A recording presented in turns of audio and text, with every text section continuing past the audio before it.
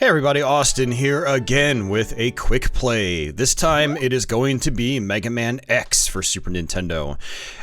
So yeah, we're gonna kind of just try to do a casual playthrough of this game. That's kind of what this new quick play series is all about. It's a way for me to be really lazy with these gameplay videos, and but it's a way for me to give you guys some extra content. I know you guys like my old Let's Play format where it was a little more casual, less walkthrough focused, just some dude, you know, speaking his mind as he plays a game. And so yeah, we're gonna do that with Mega Man X. I previously did a quick play of Power Rangers for Super Nintendo, and that was fun. And so now we're doing Mega Man X, and I might even record some others in this same session. What I like about this new series is that it kind of gives me a way to pump out some extra content, which will give me more of like a upload backlog. And as I build a backlog of uploads, I can just publish week by week. You know, you guys get some extra entertainment, but also I kind of buy myself some time to work on some of the more complex videos, like my actual Let's Play walkthroughs that require a lot of editing and practicing and stuff like that, as well as potentially other video types. So yeah, hopefully you guys enjoy this. Kick back, relax, watch the Mega Man X. I'm gonna hit the start button here, and we're gonna go ahead and just jump right into it. I freaking love Mega Man X. The first one in particular was a huge game for me growing up. I coincidentally got a Super Nintendo right around the time this game came out, and so it was very late '93 for me. And then you know, I was able to rent it, and I just powered right through the game like in one sitting. I think it took me a few hours because some of the bosses are actually quite challenging. Well, they were back in 1993. Now not so much so. I can usually just kind of rip right through this game. Although I am actually on the Mr. FPGA right now, just like we were with the Power Rangers playthrough, and I am using the 8-bit DOE. I always forget the actual name of it. It is the SN30 Pro. It's a Super Nintendo style controller, but the buttons don't feel quite as snappy and as like responsive as an actual original Super Nintendo controller is. Like, the buttons seem to like stick just a teensy tiny bit more. Also, you've got these analog sticks on the controller, and my thumb keeps hitting them. So normally when I play Mega Man X, like on actual hardware, you know, I can mash really fast. But on this 8-bit DOE controller, I'm finding that I can't mash quite as quickly as I can on the real deal.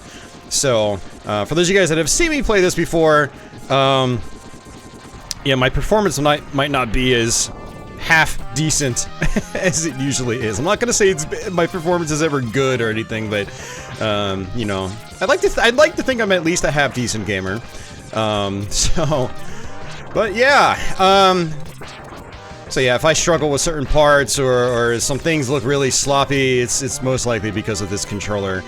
It's still a great controller, don't get me wrong. I'm really glad I have it. It's kind of like the perfect controller for like your 8 and 16-bit stuff when using a Mr. FPGA.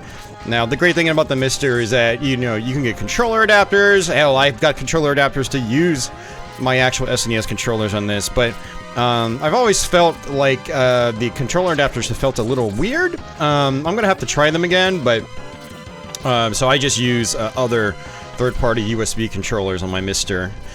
So yeah, this is the introduction stage. We're at the very end of it now, and we just wait for these cars to come down, and we just destroy a bunch, and then the boss appears. And this was actually really interesting when this game came out. This is one of the first games I can think of that I played where there was like a totally scripted like intro sequence like this. You know, especially after coming from the classic 8-bit Mega Man games. I mean, they started trying to implement some of that stuff, I think, in the later Mega Man games on NES, but this was, you know, very unique for the time. So this is technically a boss, but it actually, it has to end like this. You basically have to get hit by one of his glowing energy balls, and then he grabs you. And there's actually, like, in-game story now.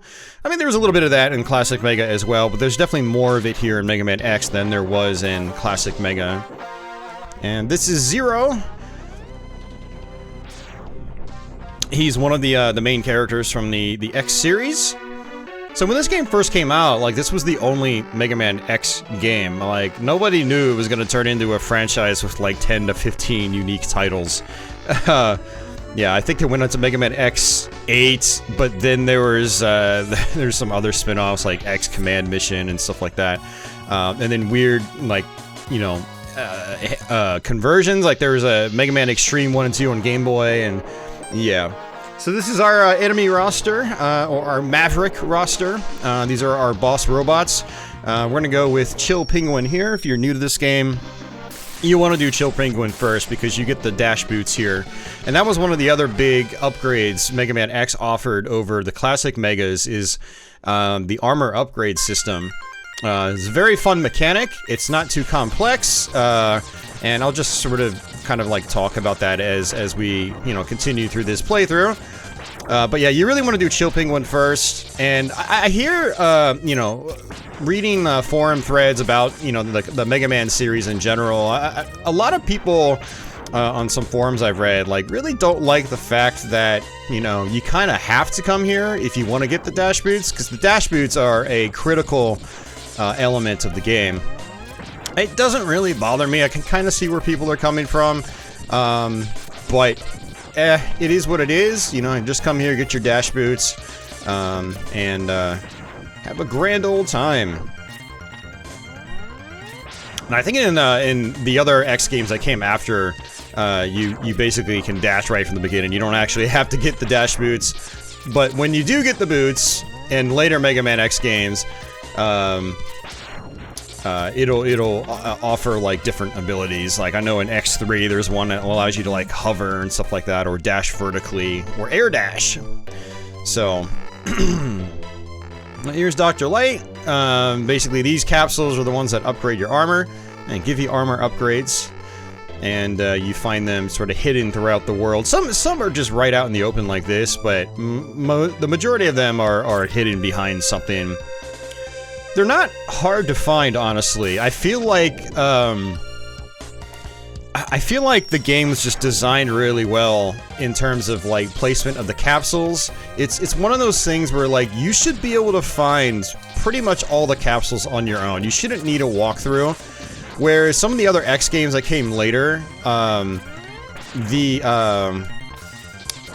capsules were just like really obtuse to find. It's like, in some cases, like, you needed a walkthrough. I think it might have been, like, Mega Man X2, where, like, the first time I had ever beaten Mega Man X2, it was like, I think I got to the end with just, like, my boots, and that's it. I didn't find any of the other core pieces of the armor. That was a long time ago, though. I could be misremembering. But I know there was at least one of the X games where I had to look up things, like, with the walkthrough. Like, finding everything was, like, just really obtuse. But it's one of the things I've always loved about the first Mega Man X, is, like, it's, anybody should be able to find just about everything in this game. Just about everything. There is one special weapon, the Hadoken, that you can get later on in the game. That's a little less obvious on how that works, but that's, like, a really secret thing. Like, it's meant to be special. But all, like, the core armor pieces, like, you shouldn't really need to look up anything to get them, which is great. So one of the other things that they continued with from the classic Megas to Mega Man X is the charge mechanic. However, I'd say it's a little more useful in this. You know, your blast, when it's charged up to level 2, is noticeably larger than just about anything that was in the original Mega Man games in terms of charging. And it also does, like, pretty good damage too, which is great.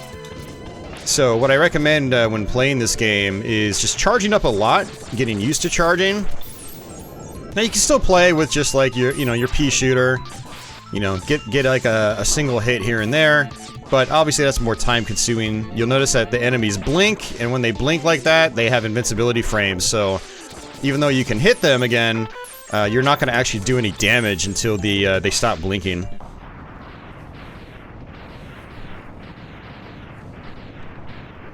It's alright, one boss down, 7 more to go.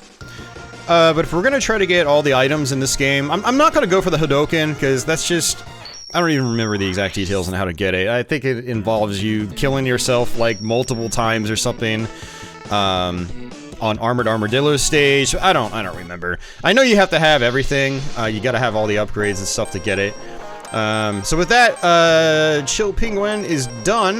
Let's do, I'm trying to think of what I want to do. We'll do Storm Eagle, because I feel like I might not have to come back here. I think I can probably get everything in one swoop. Yeah, I should be able to get everything in one swoop, and then I can go to Flame Mammoth's level, and I can get the upgraded Buster, basically the upgraded arm cannon. Now this controller's kind of rearing its ugly head again. I've been finding that I've been struggling to dash correctly. I think it's just going to take some time to get used to using this controller. But since I've got the boots, I can now press the A button to dash. Or I can double tap forward and dash, but I like doing A because then I can sort of roll my thumb across A into B and then jump immediately afterwards. So there's a lot of, you have a lot of control in this game. You have a lot of just, freedom of movement, and it's very snappy and responsive. The controls are just very tight. It's exactly what you would want a game like this to be. It's so good. There we go. My button mashing is increasing a little bit, and we just got an energy tank.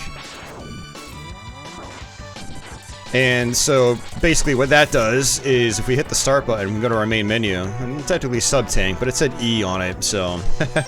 yeah. So, as we collect energy pellets, energy refills, our sub-tank will actually get filled up. And it will... be used later on in the playthrough as just backup energy when I need it. And you can get up to 4 of those in this game. That was another nice evolution of classic Mega Man mechanics. So, again, when this came out, we only had classic Mega Mans prior to this. And so this, what was awesome about Mega Man X is it was like an evolution of what we had, what had come prior. It was an evolution of what a lot of us were familiar with. So, in classic Mega Man, you had actual energy tanks. They were like one-time use items. You would use them, and then they would disappear from your inventory. But this offered like a permanent refill option. If you use it, just, grind out on enemies, and then you'll recharge it, and then you can use it again. So, it's pretty cool. So, through here's our next capsule. This is where we get the helmet. And you can also just sort of skip through this stuff, which I'm going to be doing. I'm not going to be focusing on the story here. And it's going to demonstrate the usage for me. These almost classic Mega Man style tile blocks. You could just slam through them, just bump your head into them. They'll also give me the opportunity to destroy them with my feet. If I wall jump on them, which there's actually one secret, well, not really a secret, but there's a set of blocks I can bust through on Flame Mammoth's stage, and you guys will see me do that once we get there. Alright, a little bit of platforming, and then we go to our boss fight. Now you can actually hit that door, or you can just come here, fall down, grab that, jump over, and now we're at the boss. Now, Storm Eagle's probably one of the tougher bosses, but I've got the boots. I can dash. If you come here without the boots, it's a very, very challenging fight. That is one of the things I do like about, having to get the boots in order to dash, is now I have the opportunity to kind of goof off and try to get as far through the game as I can without dashing. It's kind of like Castlevania, where, like, you have the option to go through that game without upgrading your whip at all. To give yourself, like, an uber hard mode or something like that. So it's just called replay value. So, while some people might not like the design choice of having to get the boots if you want to be able to dash, at least we have the option in the end of being able to play the game without dashing. And if you have the boots in this game, yeah, technically you can just not dash, but it's really hard to avoid dashing because, like, even the slightest double tap will make you dash. And, so, you know. Alright. So, 2 robots down, or 2 Mavericks down, and we got everything on Storm Eagle's level, so we don't even have to go back. We will have to go back to Chill Penguin, because there's an item we missed, because we didn't have the ability to access it just yet. But let's do Flame Mammoth. Now, what's kind of cool is you actually have other options here. Let's see. Oh, that's on stage. There we go. So, you can do Spec, and it'll actually give you more information about each boss. Kind of cool. And then if you go to Map, it shows you where they are in the world of Mega Man X. So, also pretty neat. We will go back to Stage. And we do that. Yeah, so for myself personally, when this was new, like, man, I was... this game just hit all the right buttons for me. I mean, the soundtrack is rocking. It still is. It's one of my favorite video game soundtracks of all time. Also, I mean, just compared to classic Mega Man games, the visuals were just, you know, the visuals were so much nicer than anything that had come before. You know, big sprites and stuff like that, big bosses. And then all the extra mechanics. And this is the part I was talking about, where we can get ourselves the upgraded arm cannon. This is actually a really tricky jump. You know, if you're new to this game, and you decide to play this in the future, like, you will probably struggle to get that on your first try, or even 10th try. It is not easy, but I've played this game so much over the years that I kind of get it 9 times out of 10 now. I don't usually mess it up. If you do mess it up, you have to kill yourself, go back to the checkpoint, and then try it again. But it's okay. In this game, you have, you know, unlimited continues. So, now if you've never seen this game before, you might be like, okay, this level looks really easy. Well, if you don't do Chill Penguin first, or if you don't do Chill Penguin before coming here, all this ice will be lava, or fire. And so what I just picked up down there as well is a heart tank. Heart tanks permanently boost your health bar on the left. And, yeah, so we got ourselves the heart tank. Whoops! I actually failed my dash, and that's another extra life. And this is what I was talking about earlier, where you can, you know, wall kick these to bust through them. There we go, we have another sub-tank. Let's see where our first sub-tank's at. Yeah, it's not filled all that much. It's fine. Not a big deal.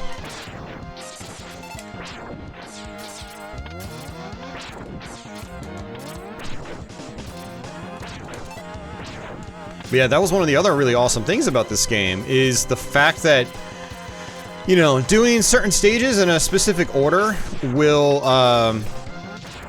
have an like a visual visual and gameplay effect on other stages that you can go and play. So, depending on the route that you go, the game will play out a little bit differently than, you know, it might in more, you know, older Mega Man games. These guys have shields, you just have to wait for them to attack. They will generally try to attack wherever you are in the screen, so if you're up in the air when they're triggered, they'll try to attack towards, you know, the air. If you're just right on the ground in front of them, they'll just try to attack right in front of you. Or right in front of them. Also, you get bigger arenas, like, this is a really big arena, which is really cool. Now, he's kind of like Gutsman, in a way, from Mega Man 1. Where if you're on the ground when he lands, you'll actually fall over. And then there's a good chance he'll be able to get a free hit on you. Also, we have our upgraded arm cannon now. If you charge it up to 3 levels, you do this, like, huge pink blast. Which is a good attack, but I find that in terms of damage output on bosses, you're actually just better off doing your level 2. It does about the same amount of damage on bosses. And the reason for that is that bosses have the invincibility frames, you know, every time you hit them they blink. So when your first pink projectile hits a boss, all the other projectiles won't do any damage. So it's just not even really worth charging up to level 3 unless you just, you know, don't have a clean shot on the boss. Because it's not like you could control what level it goes to. You know, it's not like I can pause the charge at level 2. I have to either release it or charge it all the way up to level 3. But the Pink Blast is really good against regular enemies. So regular enemies generally don't have invincibility frames. You can mash the button as fast as possible and just do rapid damage. And the same goes with the Pink Blast, you know, every little, you know, pink projectile, will do damage to regular enemies. So we're coming back here again so I can get the other heart tank that I missed. You do need Flame Mammoth's, weapon in order to access it. And speaking of which, you can actually use the triggers to cycle weapons. That was another quality of life improvement from classic Mega Man. Whereas classic Mega Man, you always had to press start, bring up your menu, and just kind of go through that slow process. But yeah, lots of quality of life improvements in this game compared to classic Mega Man. It's so nice. It was nice when it was new, it's nice now. I still love the classic Mega Man games, I love all of them. I played all of them into the ground. But, you know, especially if I marathon classic Mega Man, if I try to go through like all 6 games on the NES in one sitting, which I do occasionally on stream here, it gets a little tedious by the end, especially with all the mandatory parts where I have to cycle through weapons. And there we go, there's our heart tank. So we basically just use the fire weapon here and it busts open these little igloos. And so since I have everything, I can actually go ahead and just escape. You just hit start on that and then you just warp back out. I'm making pretty good progress. Alright, so we are done fully with 3 stages. Now I have to think about where I want to go. Let's do Boomer Kuwanger, because I think I can get everything here in one swoop as well. So, well, actually, you know what? No, let's do, See, I would like to use some boss weaknesses on some of these guys, but now that I think about it, some of these are just not gonna work. So some of these bosses I'm just gonna have to do normally. Let's do Boomer Kuwanger, because at least I can use his weakness on the Octopus. Yeah, sure, why not? So the other significant aspect of me having the level 3 charge is that now I can charge boss weapons as well. And that's actually going to be crucial on Kuwanger's level. And otherwise you'd have to go through this level twice. So, which is, yeah, it's a little time consuming having to do some of these levels again.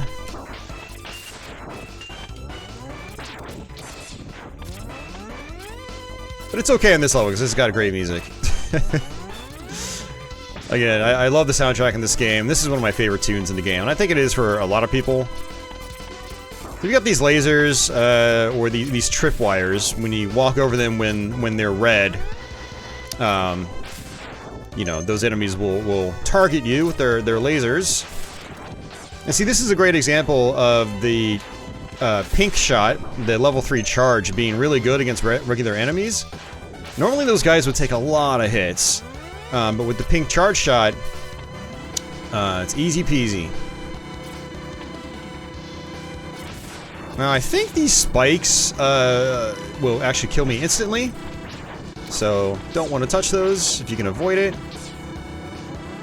Not a difficult section. Mega Man X1, honestly, it doesn't have a lot of, like, super uber challenging moments compared to the later ones. Like, in terms of, you know, instant deaths by spikes, some of the later Mega Man X games actually are much more mean in that regard.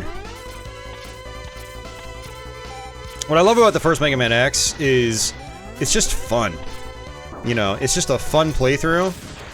Even though it's not, like, ridiculously challenging compared to the later games in the series, and trust me, some of the later games get insanely difficult. This is just like a comfy ride. It's almost like the first Donkey Kong Country for me. Like, yeah, if, you know, the first time you play it, you're probably gonna struggle with certain parts, but you'll get better at them, and then you'll eventually just blaze right through the game. And that was the ice trick, by the way. Otherwise, it's extremely difficult to get that hard tank without doing that. So another strategy I used to use is Boomer Kuwanger's weapon. It acts as like a boomerang, and it can grab items for you. So you would play through this level again, and then you would just use Boomer Kuwanger's weapon to access the heart tank. And I'm taking a bunch of hits here. It's not really a big deal. Not a big deal. I've got plenty of health for the boss fight. I think we'll be fine.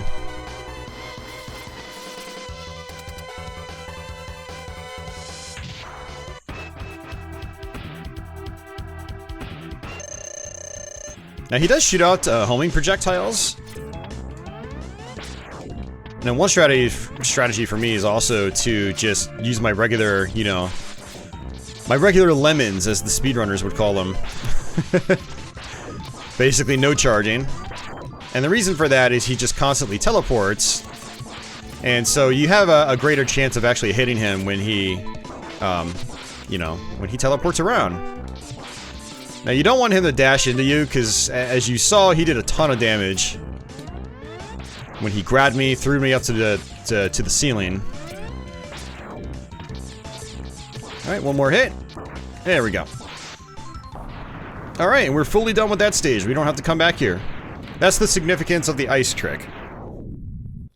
Doing it iceless is either A, you're Timu, and you're like a godly speedrunner at this game, and you can do it that way.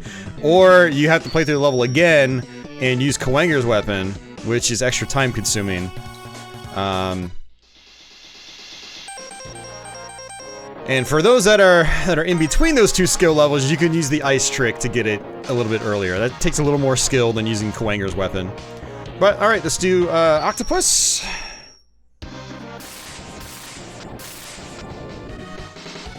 Launch Octopus. Yeah, this is actually a pretty fun level. You know, it's one of the only parts of the game with water. And so there's some fun movement mechanics here. And also, again, depending on, you know, the order that you take these levels in, different things happen in other levels. And so the significance of doing this level is that when we go to Sting Chameleon's level, there's going to be water in a section now, which is going to allow us to make a really long jump to get an item. So for these guys, you just kind of shoot like the little, I don't know, camera thing, whatever you want to call it, on its head, and then you can just shoot the main body after that. Got another extra life. Now these enemies can suck you in, so you kind of just want to avoid them, or if you get sucked in like this, just keep mashing the fire button. And you can actually get out of that without taking damage.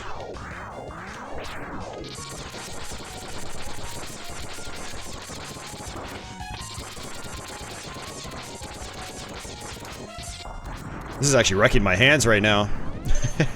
Definitely hurts a little bit. Alright, let's see. Have to wait for this. We can jump up it. There's a health pickup. That actually indicated that one of my sub-tanks is completely filled. Alright, so our first sub-tank is done. Until we use it, at least.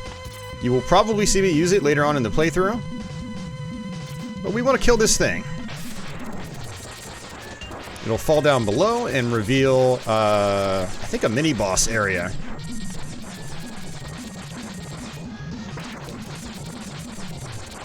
Also, actually, a trick I learned a couple years ago from watching some speedrunners play this game is if you dash and fire, your shot actually does more damage than a regular standing one does. So another strategy is to constantly like dash forward when using your lemons, as they say. But yeah, it's kind of hard for me to do. I'm not a speedrunner. I like to play fast as I possibly can, because it's just fun. But I am definitely not what people would call a speedrunner. Alright, I'm just gonna wait for it to come back down. You can hit it in the head, or you can hit it in the tail. And I'm not gonna go for those, because I'll die when I touch those spikes. But there's another heart tank.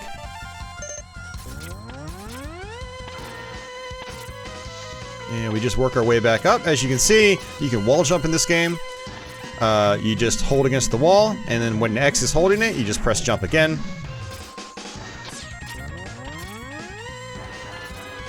And we're gonna have to fight this guy again.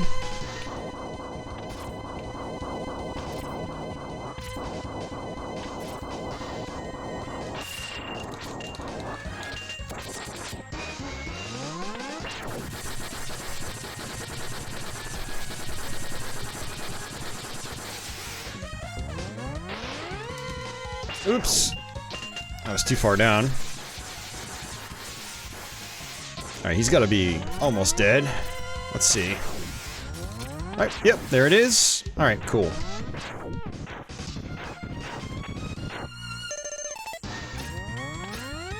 Yeah, speaking of speedrunning, you know, this series I'm running right now is called the Quick Play. It's not because I'm trying to play through the game fast. It's because I'm trying to be really lazy and not have to spend forever editing these videos together. These are a little more casual, kind of like my live streams, where it's just me kind of just, you know, chilling and playing a game. Some of you guys seem to like that. And also, this kind of used to be what my old Let's Play format was, where, you know, I would just fire up random games and just play random games. Alright, so we're just gonna use my regular shot now.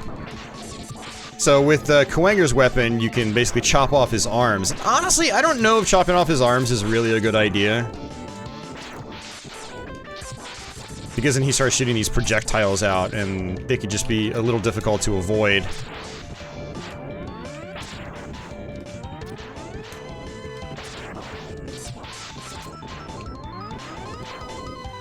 Have to be, you know, very deliberate with my shots here if I want to get the extra charge damage. Alright, let's go ahead and use our sub-tank. We'll start off... well, I was going to say start off with that one, but should have used the other one.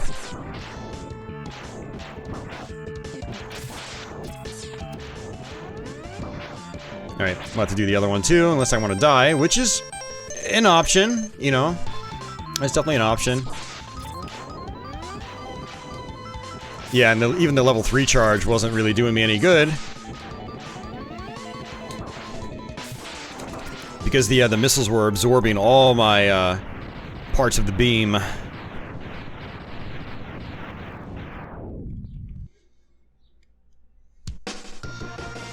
Alright, another one bites the dust.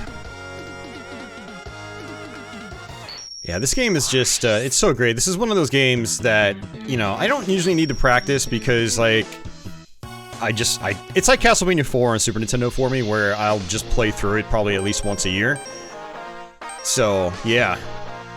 So I think we can actually do Sting Chameleon right now. I think we can go through, so as I'm planning out my route here, I'm thinking to myself, like, okay, what levels can I do, and just have to do once, and not have to revisit? Because if you do things not in a certain order, you're going to have to repeat stages. Kind of like we had to with, you know, Chill Penguin. But we really had no option there, because, you know, if you're going to play Chill Penguin's level first, you're not going to have the boots. And thus, yeah. You're not going to have the boots, and that's going to make life much more difficult, so... Alright, so this guy, we just have to hit him in the face. And he's a very, very tanky enemy. But he's basically a, he's like a guardian for the next capsule.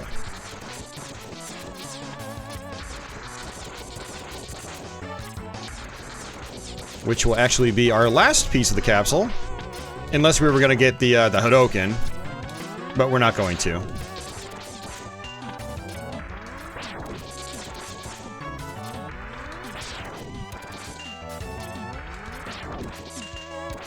Now, if I wanted to, I could swap weapons. I could try something else. But, I don't think they really do a whole lot.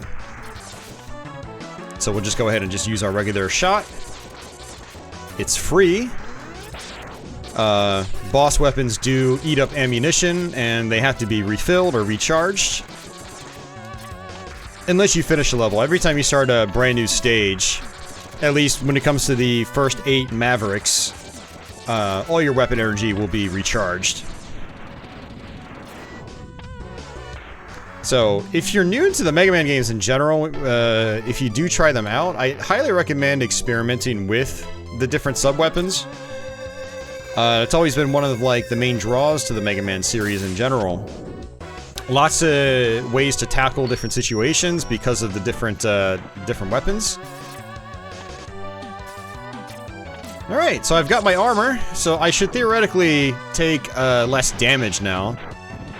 But this is what I was talking about here, where because we did launch Octopus's level, now there's water, and now I can get through this without there being any risk of missing that jump. There are speedrun tactics to get that heart container without, you know, without doing launch Octopus first. But, you know, us normies are gonna have to play it the regular way and actually go to launch Octopus's level, beat him, and then come back here and get that heart tank.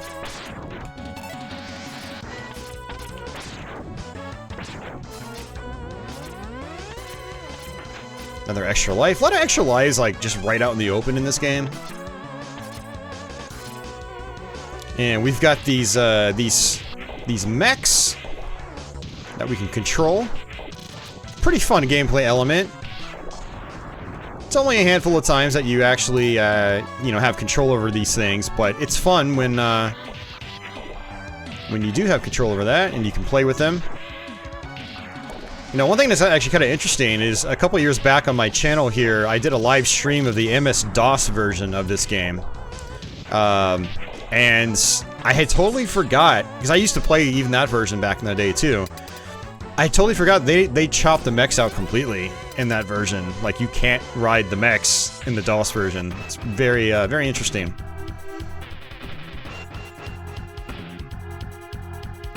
Alright, so if I wanted to use a boss sub-weapon, actually, the boomerang cutter is what we want. Does some good damage. Now, some of the weapons in this game are kind of interesting to use.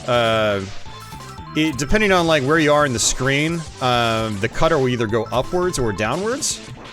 And so, to use it upwards, you want to just be standing on the ground. You want to be touching ground. Otherwise, it's going to go down.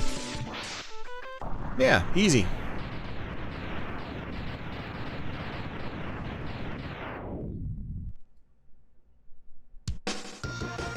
Now, when I play the Mega Man games in general, not just the X games, I typically like to try to play through most of the game without using boss sub-weapons, just because it offers more of a challenge for me. But that said, when I'm doing videos and stuff like that for you guys, it is interesting experimenting. Alright, so this is Spark Mandrill. He's actually weak to ice. We are going to use ice on him. Basically, Chill Penguin's weapon. Yeah, I really love the diversity of the bosses in this game. And this is another level where things actually change. Depending on the level that or the levels that you've done previously. So let's go ahead and use the boomerang cutter. For this part, you want to jump and then use it. And that's how we get that sub-tank. So now we have 3 sub-tanks. So if you come here earlier, all these tubes I'm walking on will be filled with, like, electricity. And, like, sparks will be going through them, and I can touch the sparks and get hurt. But since I've done the levels in a different order, that aspect of the stage no longer functions.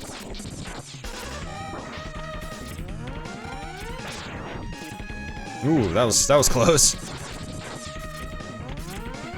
Alright, there's gonna be a mini-boss coming up here too, which is cool. It's actually a pretty fun fight.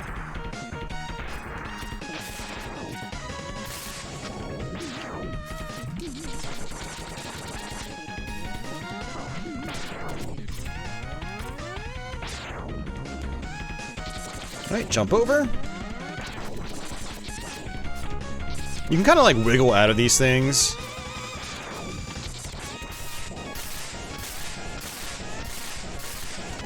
Oops, I was actually facing the wrong way when I used my charge shot.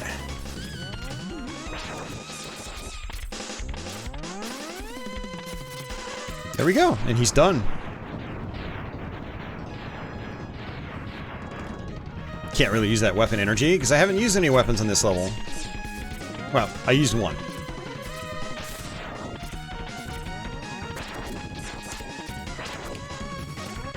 Alright, gonna just try to skip some of these enemies. Whoops. Jumped by accident, that's my controller. Even though it's shaped like a Super Nintendo controller, I find I'm not nearly as accurate with it.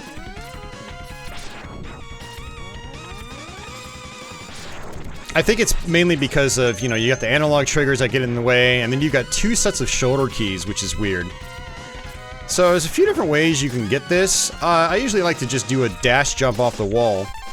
So just like you can dash on the floor, if you're holding onto the wall, if you dash and press jump at the same time, you'll do a dash wall jump. Very, very useful. Alright, very close to the boss fight now.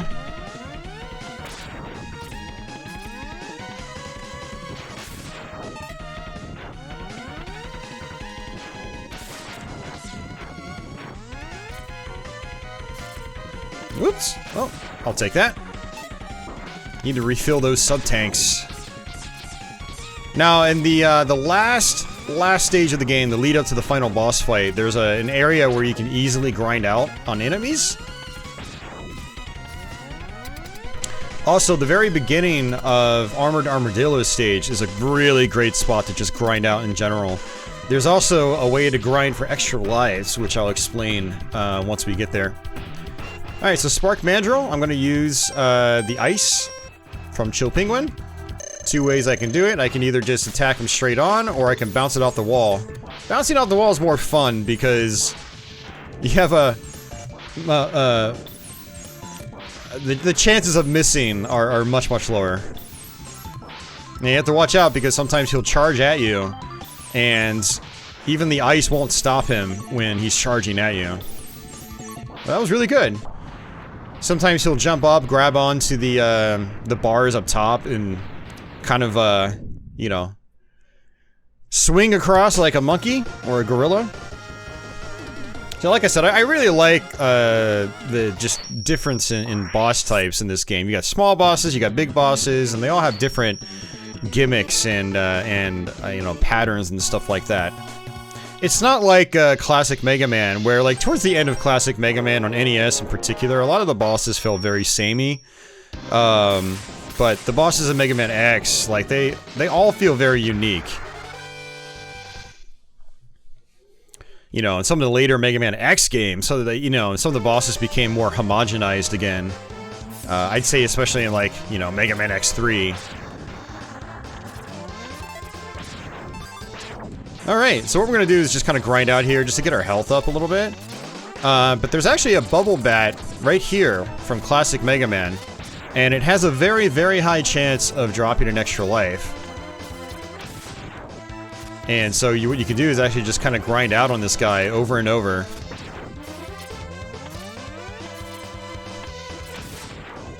You know, if you want an extra life. Really all I care about is my sub-tanks. So we're just gonna kind of grind out a little bit, just try to get that prepped. This is actually a faster grind spot than the room before the final boss. So if I'm gonna grind out for health, I prefer to do it right here. Alright, that's two. Let's get the third one.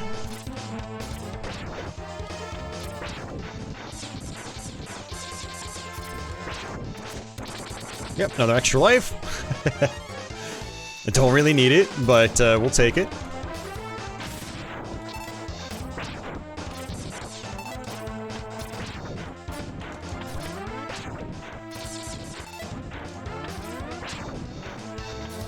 Another extra life. I didn't hear a sound, so yeah, I think 9 is your maximum when it comes to extra lives.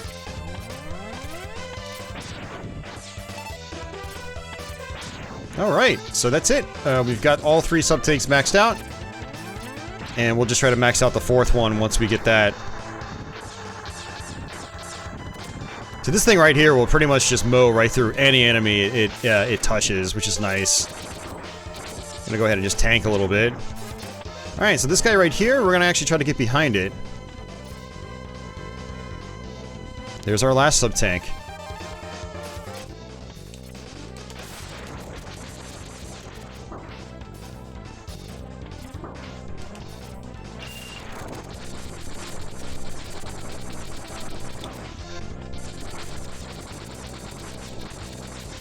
These things have so much health. But they'll die instantly if they run into the spikes.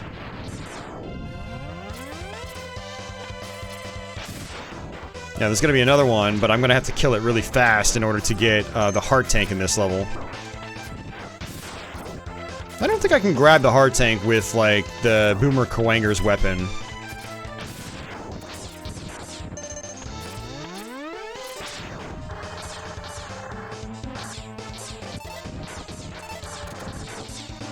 Filling up that sub-tank, I can hear it.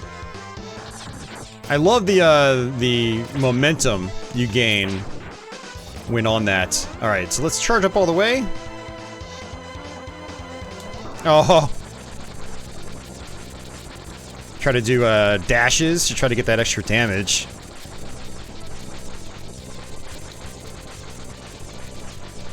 Nice.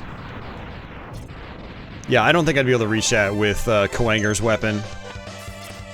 But that's actually a really tough part. You have to, like I said, they have so much health that, you know, it just takes forever to kill them.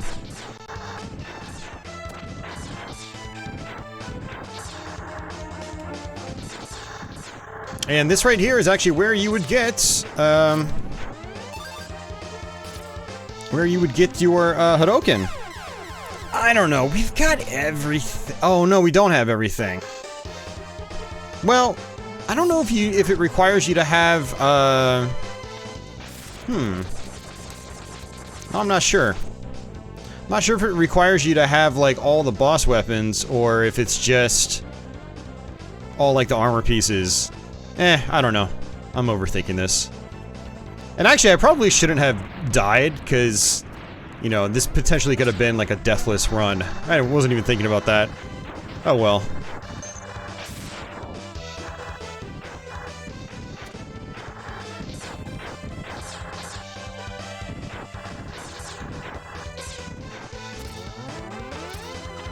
Yeah, it's not there yet. I might have to have all the boss weapons too. But it's not a big deal.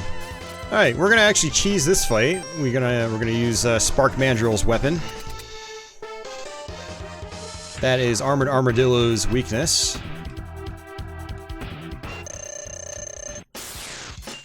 Now we have to wait for him to do his bouncy thing.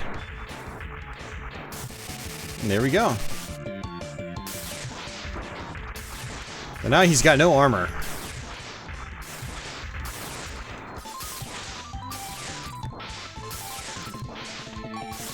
Wait for the invincibility frames to go away.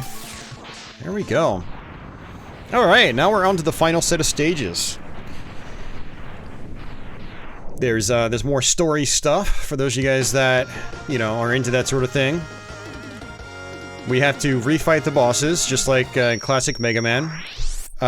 Except more like Mega Man 1, the boss refights are actually interspersed throughout the various levels of the final stages, which is cool. I really like that implementation of the boss refights. And we'll go ahead and just skip through all this.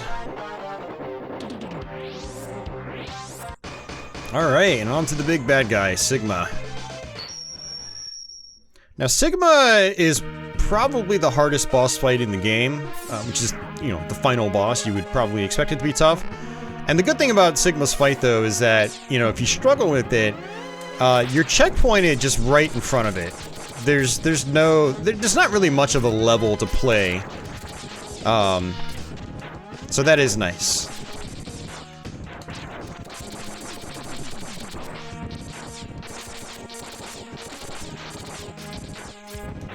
And this part coming up, it's a platforming section. It's probably one of the tougher parts in the whole game.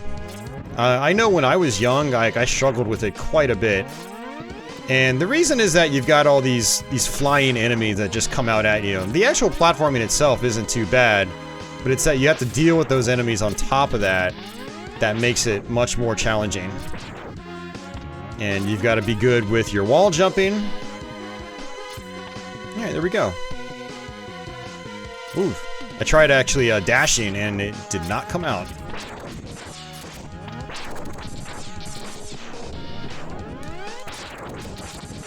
So there's some fun things you can do here if you want. So if I charge up all the way with Chameleon's weapon, I become invincible.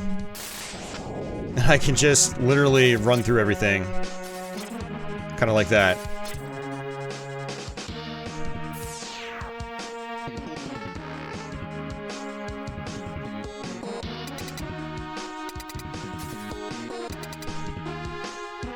Switch back to our main shot. And we can hear Zero fighting. It doesn't go too well for Zero.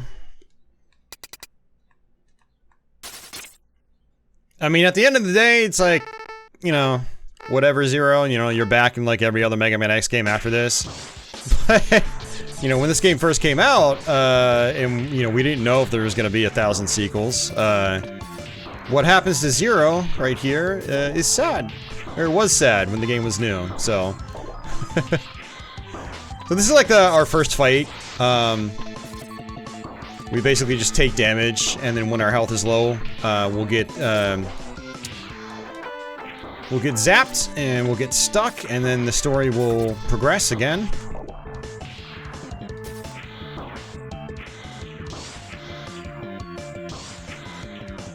There we go.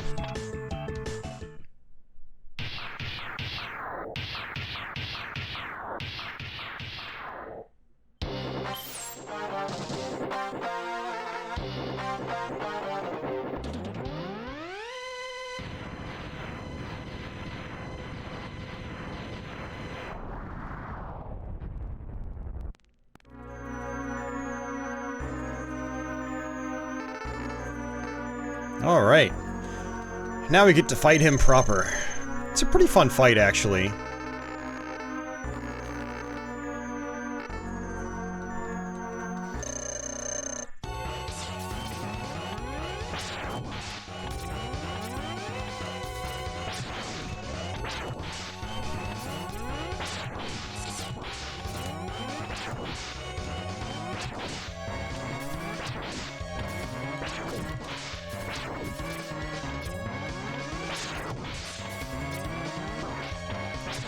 Alright, and he's done.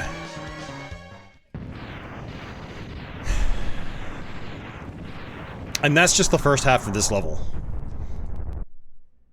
So some of these final stages can be a little on the long side. So Zero passes away. Poor Zero. Alright, I'm gonna actually kind of cheese this section too. I know it can be a little tricky for people, and this is one way to just kind of say, hey, screw this part.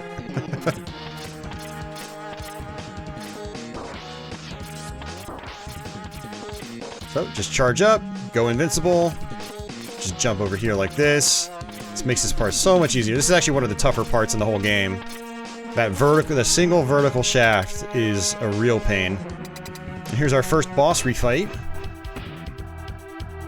And so what we're going to do is actually use his weakness, which is the homing. Launch Octopus's weapon.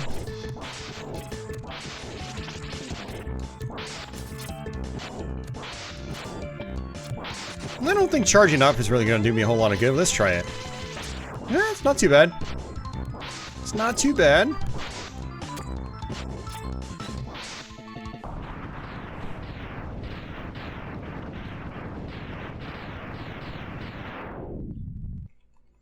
Alright, switch back.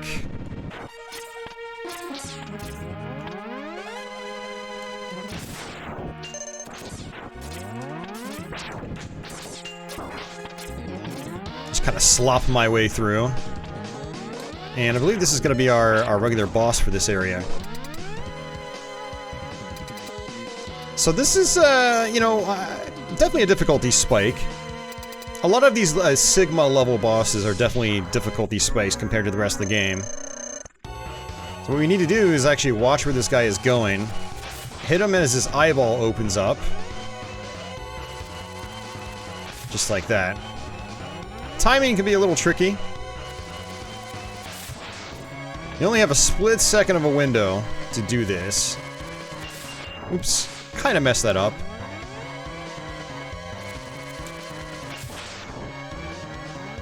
Sometimes he'll drop little spiders like that. Ooh, that hurt. He just landed right on top of me. Alright, let's come on over here. Oops.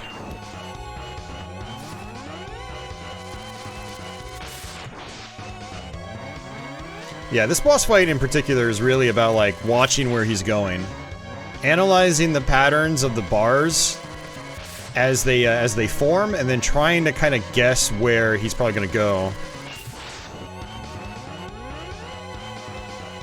Oh. Oh, that's easy. I love it when he's stuck literally on one side. I'm guessing the bars are pretty much completely random. But yeah, it's a cool boss fight. Like I said, the bosses in this game are so unique. You don't feel like you're just fighting the same thing over and over again. That's what was really cool about the fresh start that Mega Man X provided, compared to the classic Mega Man games. Less homogenization, you know, it was a pretty unique experience, start to finish. It still holds up great.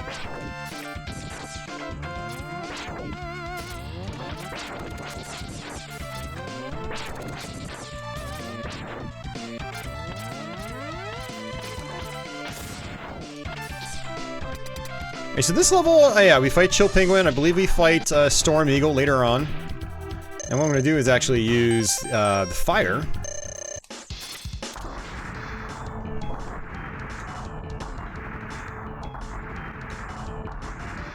We can just time our attack.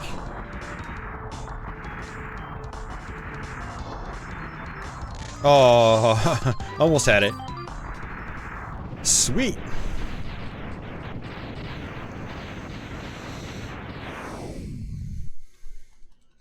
Alright, moving along. I will take this, thank you.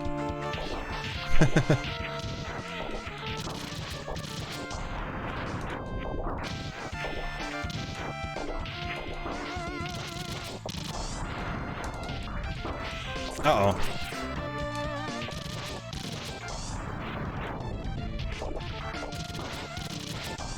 Alright, good deal.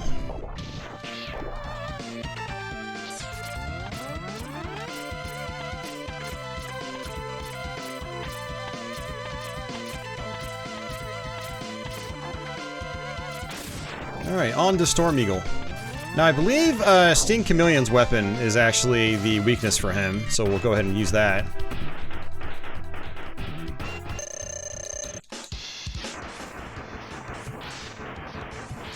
Just time my attacks, so I'm pretty efficient.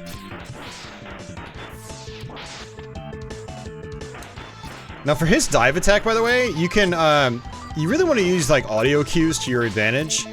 The side of the screen that he comes in on is going to be the side of the stereo speaker setup that you're going to hear audio from. So if he comes in from the right, you're going to hear the sound effect from the right. So yeah, really good to know. And let's actually go ahead and just cheese our way through this. Makes life a lot easier. Otherwise, this part's a little tedious.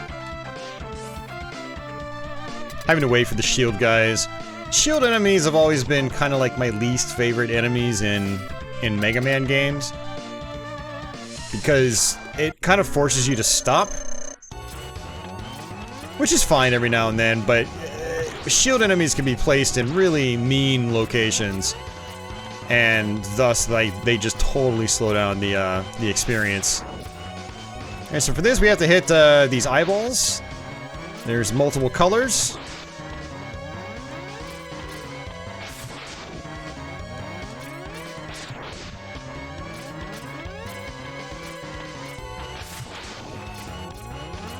I basically just kind of almost play this like it's a shoot 'em up, where when I'm on the wall, I just either slide down if I feel like I need to dodge down, or I just jump up if I need to dodge upwards. Now, easier said than done.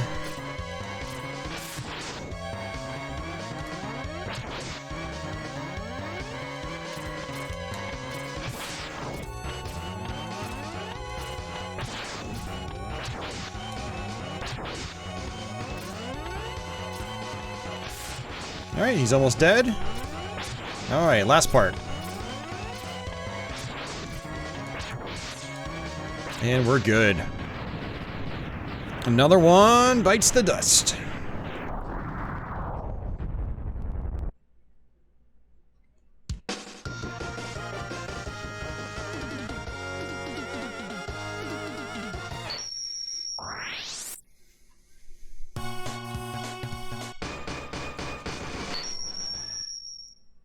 Alright, so this level actually has probably one of the tougher boss fights in the game. I just realized I still have all 4 sub-tanks filled up. Alright, we're gonna do the same strategy as before. Let's actually charge up, just for fun.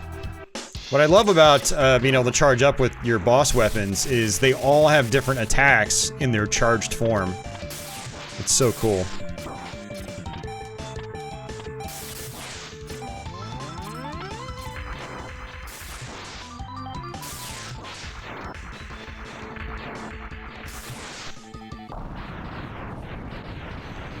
And actually, speaking of which, since I haven't really showed off a lot of the charge abilities, I'll kind of go through the list and show you what charge versions of these weapons look like. So there's that. That's pretty sweet. You already know what the ice does. Oh, I don't actually want to use that, but I will use this. It's fire along the ground. This one is pretty badass, actually. It's like a tornado. Yeah. And then that's pretty much it. The reason I didn't want to use the shield is because it will actually make a shield appear around me, and it won't go away for a little while, so... And also I need to save the weapon energy for that, because we're gonna have to use it on the final boss. Let's go ahead and grab this. Alright, switch back. Oh, Sting Chameleon. We're gonna do the same thing as before. Let's actually charge up with it. See if it does any extra damage.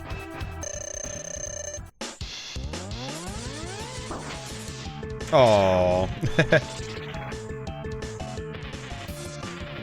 I love that transparency effect. It's so nice. Eh, it's okay. Not really worth charging up. I'm better off just getting him into like a cycle like this.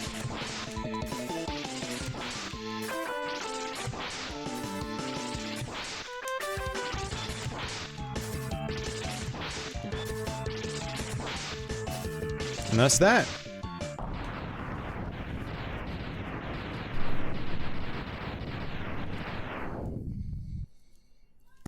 Wow, we've already been playing for an hour. For some reason I thought I could rip through this game a lot faster than an hour. Yeah, with these quick play videos, I kind of wanted to keep it to games that were under an hour long, but it seems like our first 2 games were basically an hour long. So, alright, we're gonna do the same thing as before. We're gonna ice him. Actually, kind of want to see if I can charge up the ice all the way and see what happens to him. Okay, let's wait for him to drop. Yeah, not too bad. Not worth charging, but it was fun trying.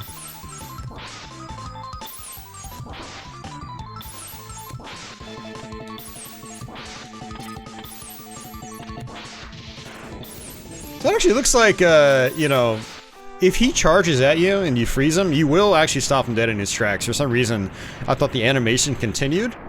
So it looks like I was wrong about that earlier.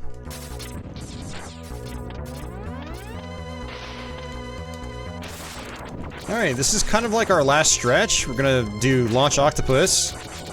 As you can probably tell, I mean, we're underneath water, so... or we're in water. And he's the only boss that is underwater. Uh-oh.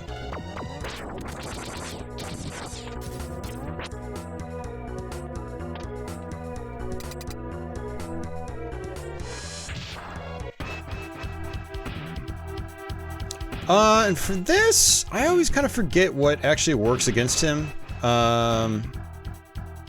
So, I'm not gonna worry about it. We'll just fight him normally this time.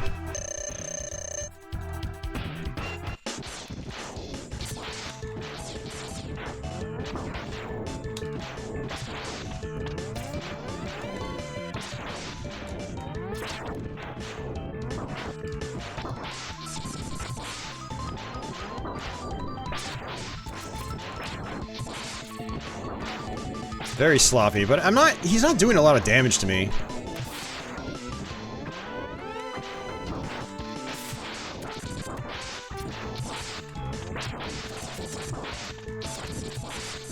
Just spam my own attacks. Alright, there that is. I'm surprised that was the first time he's done that. Alright.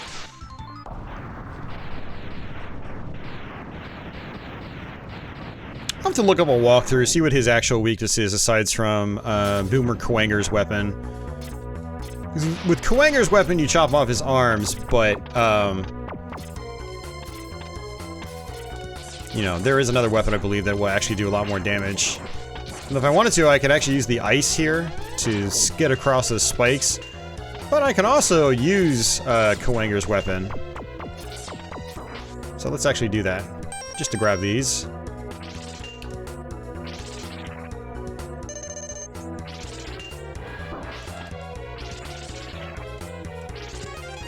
Yeah, not ideal. I actually just wanted that health, but it's not a big deal. Sloppy! That was super sloppy. Oh, and Flame Mammoth. I totally forgot about that guy. Alright, we can use Storm Eagle's weapon on him.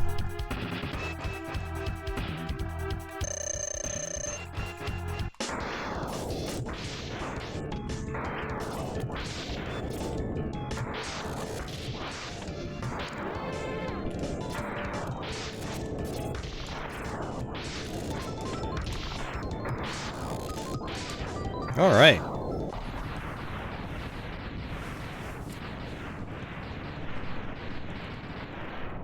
Let's go ahead and cycle off.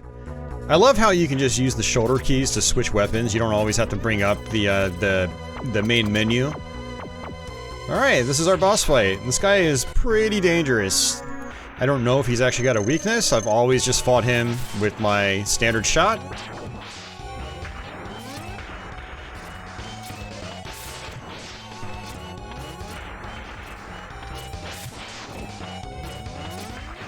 Oof, that kinda hurts.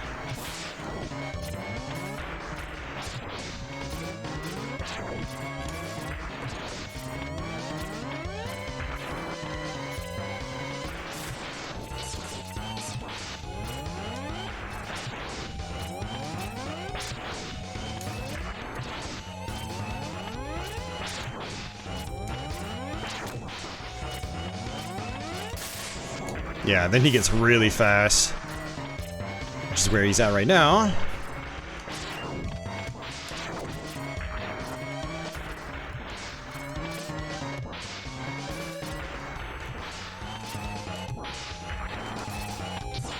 That actually wasn't too bad. We only got hit a couple times.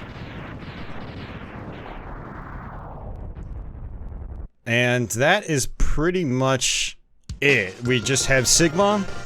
And that's it. So we're almost at the very end of this playthrough now. It's been a fun run.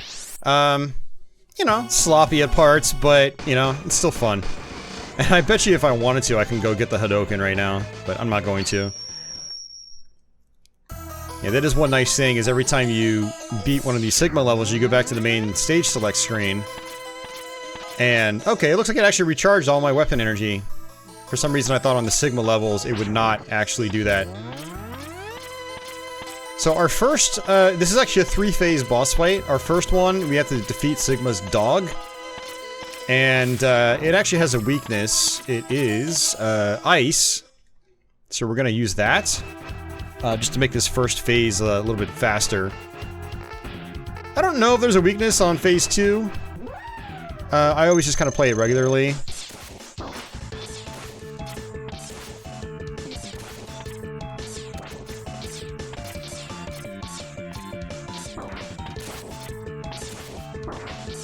Now he sort of prepares you for Sigma's phase 2. It's gonna be a lot of wall jumping required. Alright, and for Sigma here, he does kind of like what the dog does, where he just bounces off the walls back to back. As far as doing this without taking damage, the dog is actually harder, I think, than Sigma. Like, strictly in terms of not taking any damage.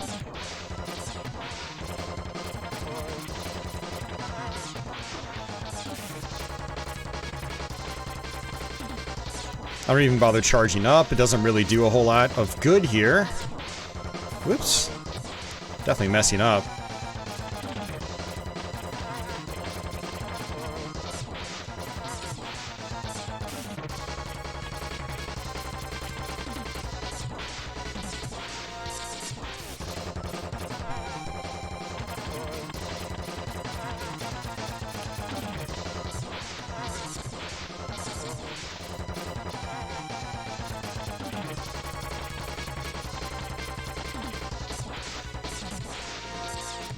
Alright. Tedious, but, yeah, it's not too hard.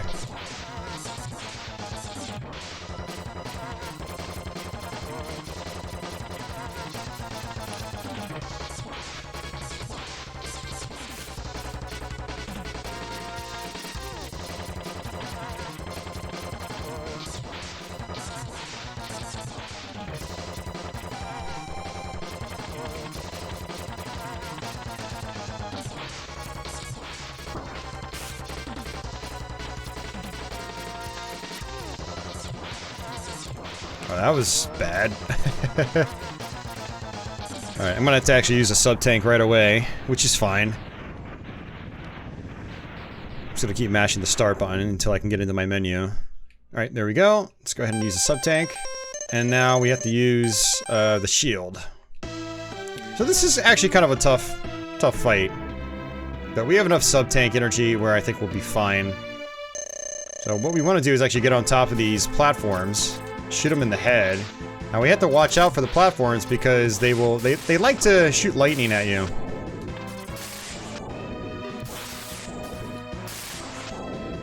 Now you can sometimes squeeze up to the next to the the side of them. Man, I can't talk right now. It's that point of the playthrough where I just lost all capability of speaking. Alright, let's use another sub-tank. You can always wait for them to come down as well, but I usually get kind of, you know, sloppy, and I just kind of rush. I don't wait for them to come down. I wall jump. I mean, unless I happen to get a good pattern. Like that.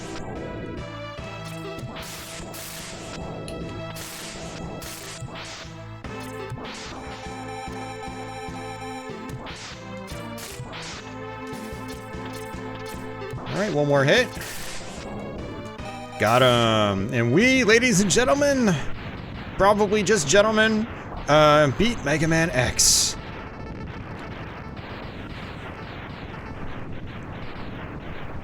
Oh man, yeah, fun playthrough.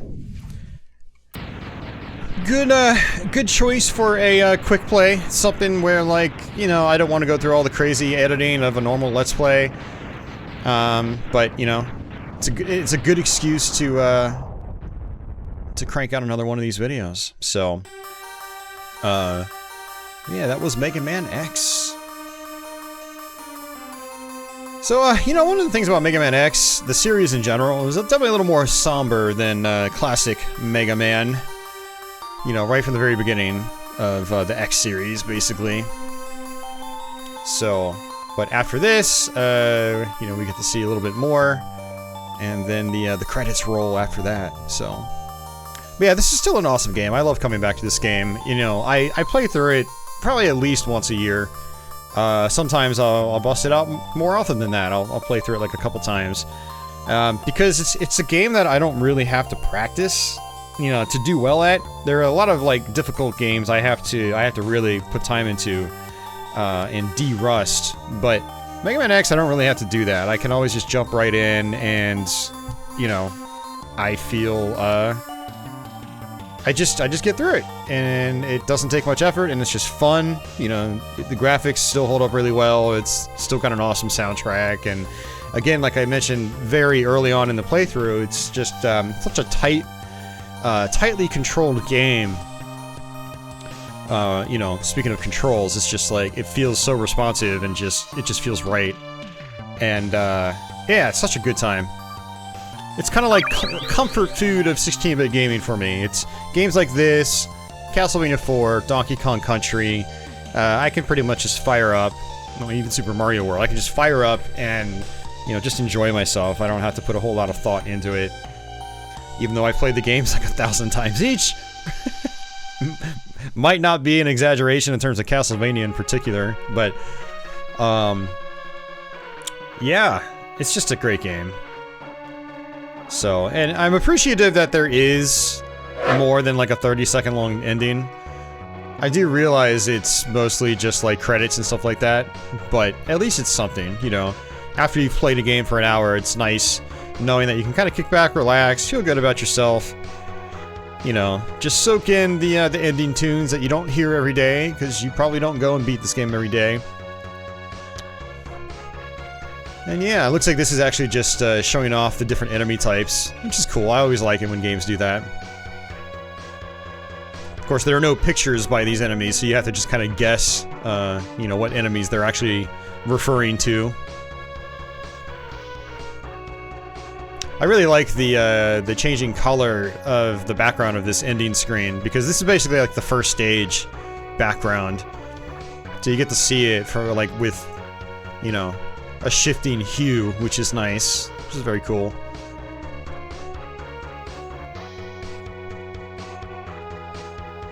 Oh man, good old Mega Man X. Well, I do appreciate you guys hanging out, and if you made it to this point, post a comment down below and let me know. If you have any memories or thoughts about Mega Man X, feel free to share them with me and the rest of the viewers here. I do read all the comments that come in, so... But, yeah, hopefully you guys are enjoying this more simplistic series of playthroughs. Attempted playthroughs. There are going to be some of these episodes that are more like my classic Let's Plays, where I just, I have no hope at all of completing the game I'm playing. Which actually, the next game right after this might even be one of those games, but we'll see. So... But hopefully you guys are just enjoying the series, just like the more casual, you know, playthrough or attempted playthrough approach. And, yeah, I'm going to be trying to crank these out and build up a backlog of these, so you guys get some extra content on a more regular basis. And that will buy me some more time to put together my more lengthy, like, walkthrough videos. And there will be less downtime between dedicated uploads as a result, and a better balance between live stream content and, you know, dedicated videos like this. So, yeah, this is the last part of the ending. It's basically credits, and then Sigma appears on that monitor there, and is basically like, ooh, ha ha ha ha, sequel bait. And boy, did we get sequels. Man, we got a lot of them. Yeah. The Mega Man X series is a pretty big series. For better or for worse. Yeah. But, alrighty guys, that is going to do it for me. I do appreciate you watching again. I'm just kind of waiting for all this stuff to roll out so you can see everything.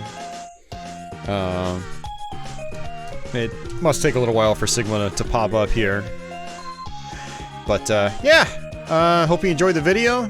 Drop a comment if you made it this far. If you have any questions or comments in general, just feel free to drop them below. And, yeah, stay tuned for more videos. Stay tuned for more streams. If there are any particular games you'd like to see in this format, let me know. Maybe I can consider, like, making a list or something of just kind of casual attempted plays that you guys would like to see. That could be fun, actually. But, yeah, drop a comment down below. Let me know. And until the next one, guys, take it easy.